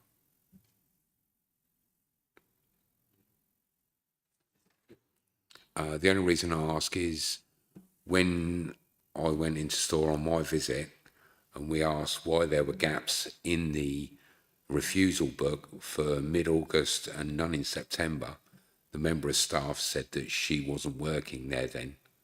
She wasn't in post then.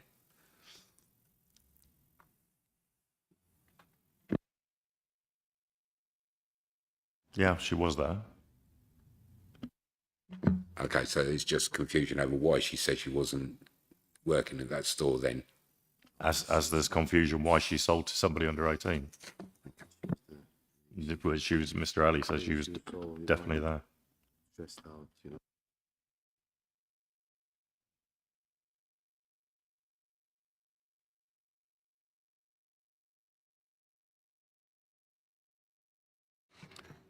Have you finished your questions? Right. Well, in that case, we go to item 6, which is the applicant for review can summarise the application. So over to you, PC Rolf. Thank you. I've not really got anything more to labour on the point. I think I've given my clear evidence around this reason for this review that's called. And I would, again, just really like to stress the fact that this is to children under the age of 25, 2 of which were 13, 1 of 15. And predominantly my role as a licensing officer for Kent Police is to protect those children from harm that alcohol can have, and that I would expect that premises that are licensed uphold their responsibilities as well.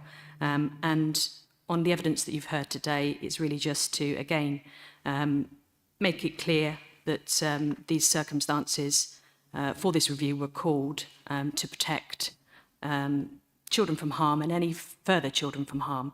But I would like to say that whilst this was one incident or 2 sales on that particular date, just because we have had a report from parents, that doesn't necessarily negate that there hadn't perhaps been other sales previously in the past, but just unreported to the police.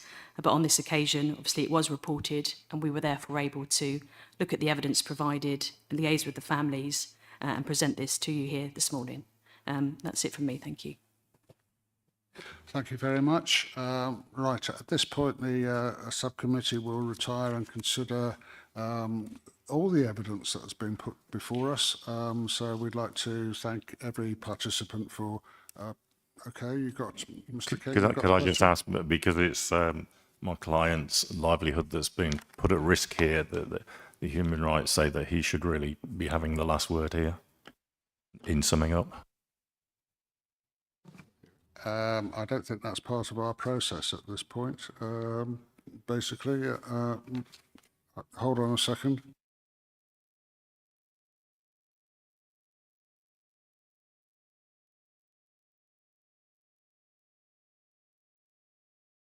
Okay, Mr. King, what we want to know is there a point that he hasn't already mentioned that we should be considering, in which case we can hear that point now, but there isn't opportunity. It's the applicant's summary, it's not Mr. Gunn's final word, as it were. But is there any final other information that we should know of before we retire? There is no new information, but it is usual that the person under human rights whose livelihood is probably threatened or at risk should have the last say. But if you're saying that you don't want us to sum up, then I'm quite happy to accept that. We're considering the application that has been made by the police on this occasion. As we're considering that application, it's normal procedure for that application to actually summarise the application, which has just been undertaken. I mean, I think we've spent a lot of time trying to understand and listen to the issues that Mr. Gunn feels need to be put there again. Unless there's new further information, I'm not sure that we need to rehearse that. Let me just check on that.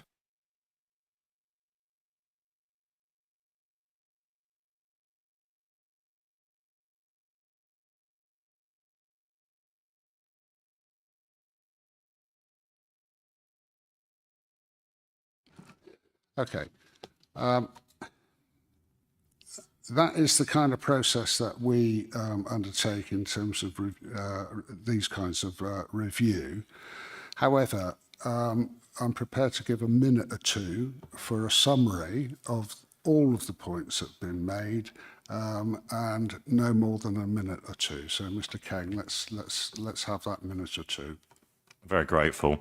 I just want to reiterate that this incident did take place because of the error of an employee. Mr. Gunn was relying on the actions of that person. That no action has been taken against that employee. The employee has since been dismissed from the business. Training was in place at the time. Further training has been put in place. A better refusals log has been put in place. You've seen the till prompt that the employee should have checked ID on the day. I would like to remind you of 11.20 of the guidance and ask you to look at that.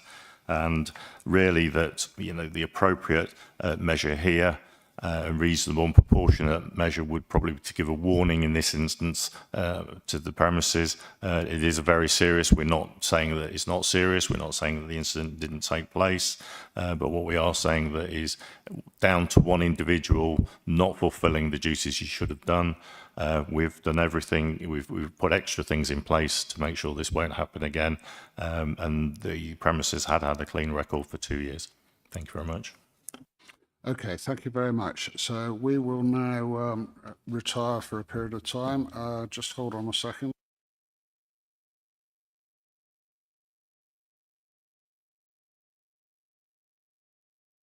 Okay, we're going to retire and we'll resume in half an hour's time, because we consider that will be the appropriate amount of time for us to consider this fully.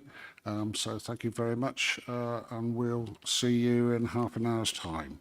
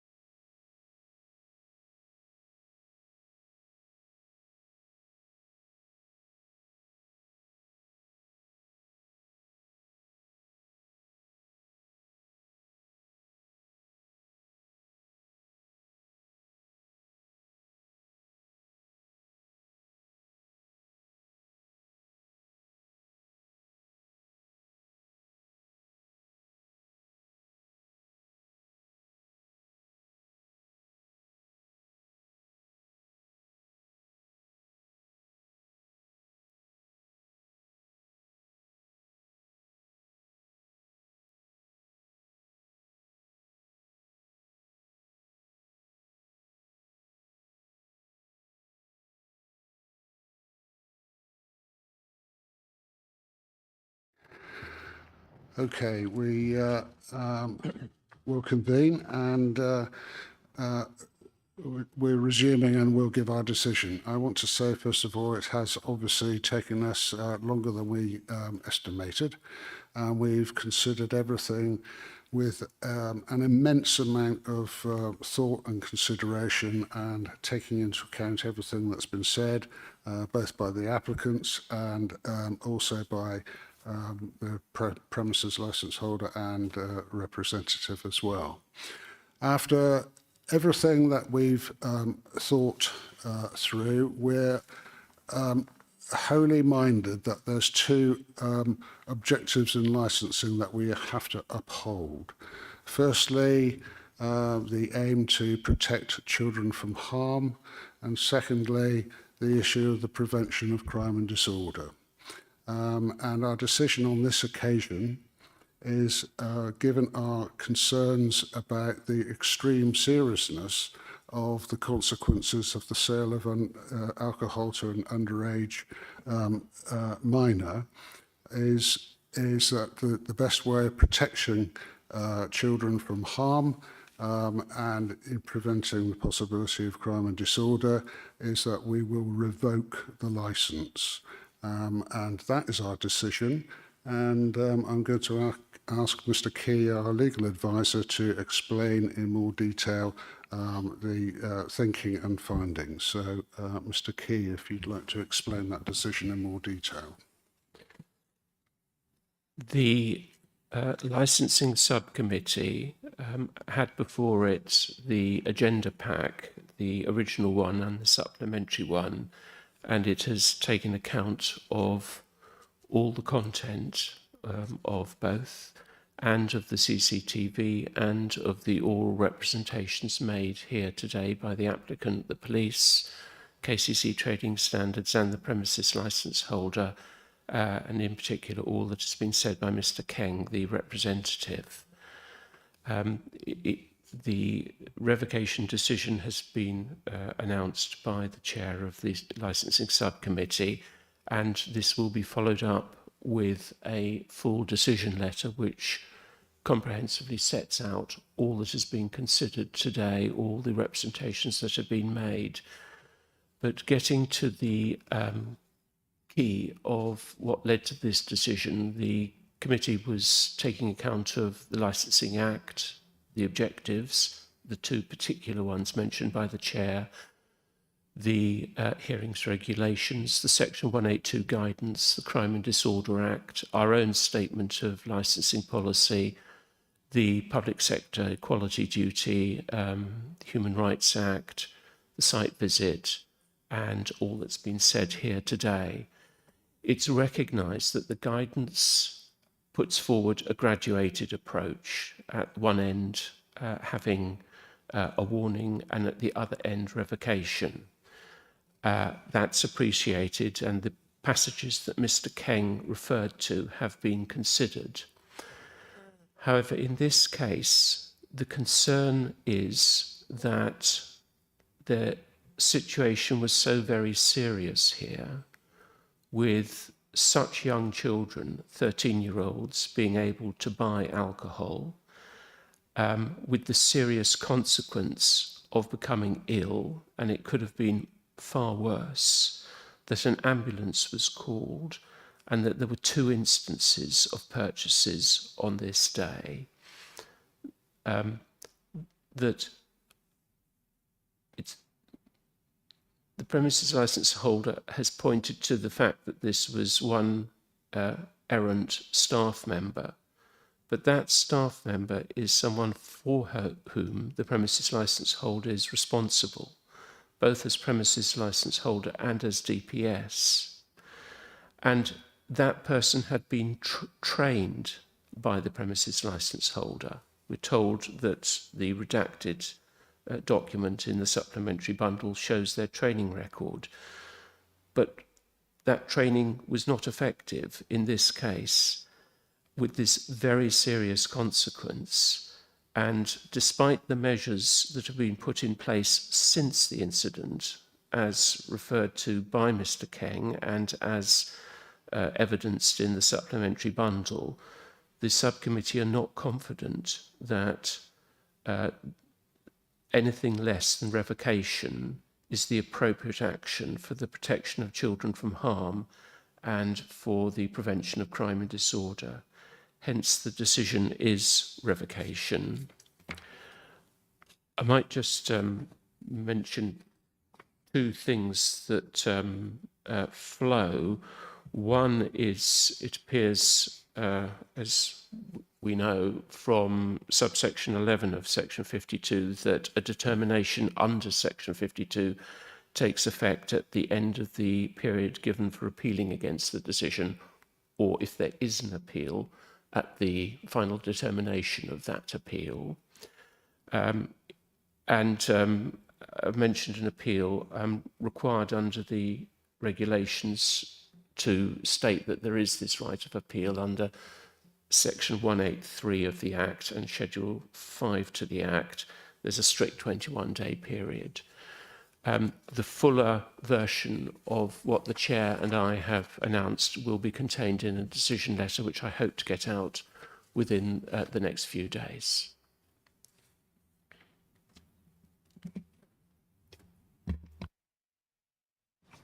Okay, thank you, Mr. Key. That concludes that business.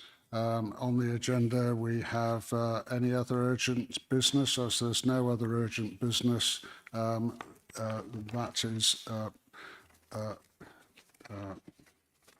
the finish of the meeting. There's no other exclusion of the press and public are needed, and therefore I call the meeting to a close.